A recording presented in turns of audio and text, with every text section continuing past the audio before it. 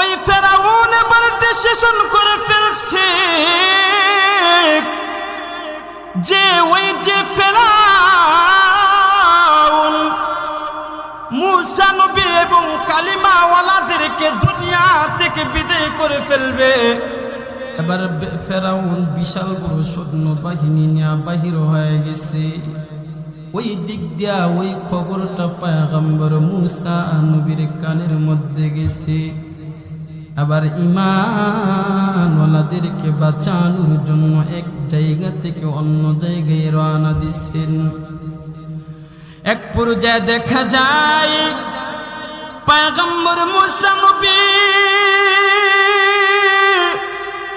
ঈমানওয়ালাদেরকে বাঁচানোর জন্য ওই যে এক জায়গা থেকে অন্য জায়গায় রওনা দিচ্ছে। পিছন দিক দিয়া ফেরাউন তার সৈন্য বাহিনীদেরকে নিয়ে ধাওয়া করতেছেন। সামনে যাইতেছেন মুসা নবী ঈমানওয়ালা বাহিনীদেরকে নিয়ে। যাইতে যাইতে যাইতে যাইতে এক পর্যায়ে দেখা গেল যাইতে যাইতে গিয়ে দিকে সামনে বিশাল বড় একটা সমুদ্র। সমুদ্রের মধ্যে নাই কোনো ব্রিজ, নাই কোনো নৌকা, নাই কোনো মাঝি, কোনো কিছুই নাই। আল্লাহর পয়গম্বর মুসা নবী দেখা গেল ওই যে ঈমানওয়ালাদেরকে বাঁচানোর জন্য সামনের দিকে তাকায় দেখে তো বিশাল বড় সমুদ্র। কিভাবে ওই সমুদ্র থেকে ঈমানওয়ালাদেরকে বাঁচাবেন টেনশনের মধ্যে পড়ে গেছে, পেরেশানির মধ্যে পড়ে গেছে। কিভাবে তাদেরকে বাঁচানো যায়? আল্লাহর পয়গম্বর পেরেশানি করতেছেন। আল্লাহ তাআলা ডেকে ডেকে বলতেছে, রে মুসা টেনশনের কোনো কারণ না, পেরেশানির কোনো কারণ না।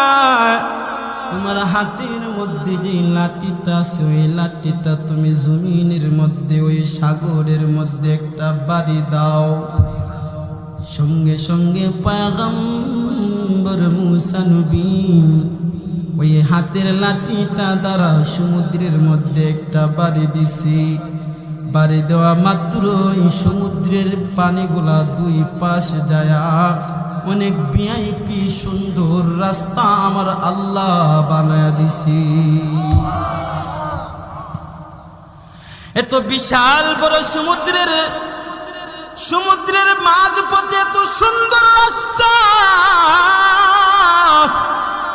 আমার আল্লাহ তাআলা বানায় দিছে। কাদেরকে বাঁচানোর জন্য? ঈমানওয়ালাদেরকে বাঁচানোর জন্য। জোরে কোন ঠিক না? আল্লাহওয়ালাদেরকে ঈমানওয়ালাদেরকে বাঁচানোর মালিককে।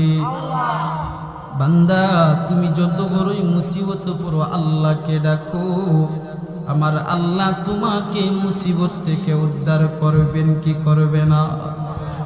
এই জন্য বান্দা এখন সুন্দর রাস্তা হয়ে গেছে। পয়গম্বর মুসা নবী ঈমানওয়ালা বাহিনীদেরকে নিয়ে সামনের দিকে রওনা দিছেন। পিছন দিক দিয়ে ফেরাউনের দলবল।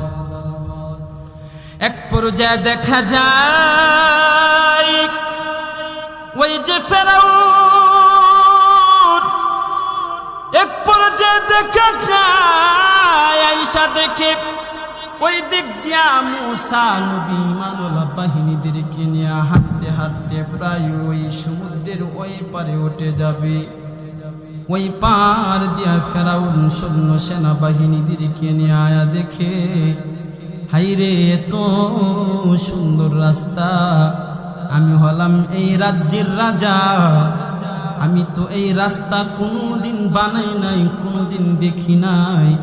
এত সুন্দর রাস্তা কোন কে বানাইলো? আসলে কি এই যে এত সুন্দর রাস্তা ফেরাউন তো বানাই নাই, ফেরাউন বানাইলে তো দেখতো, কারণ বানাইছেন কি আরো জুড়ে বলেন কে বানাইছেন? ফেরাউন হতভম্ব হয়ে গেছে। এত সুন্দর রাস্তা দেখে বলে ধর, মূসা এবং মূসার বাহিনীর ধ্বংস করতে হবে, ধর।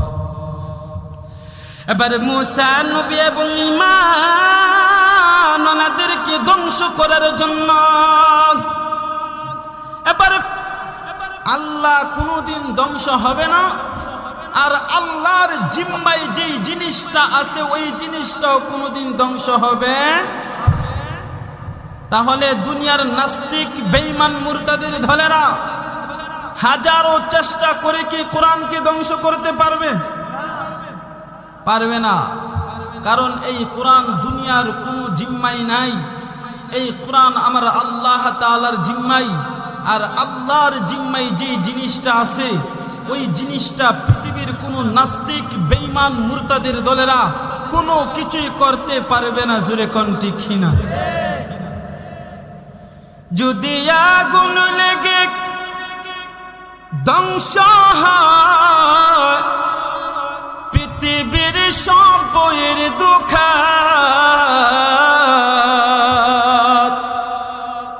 তবু বিশ্ব থেকে হারাবে না পবিত্র কুরআন, তবু বিশ্ব থেকে হারাবে না পবিত্র কুরআন।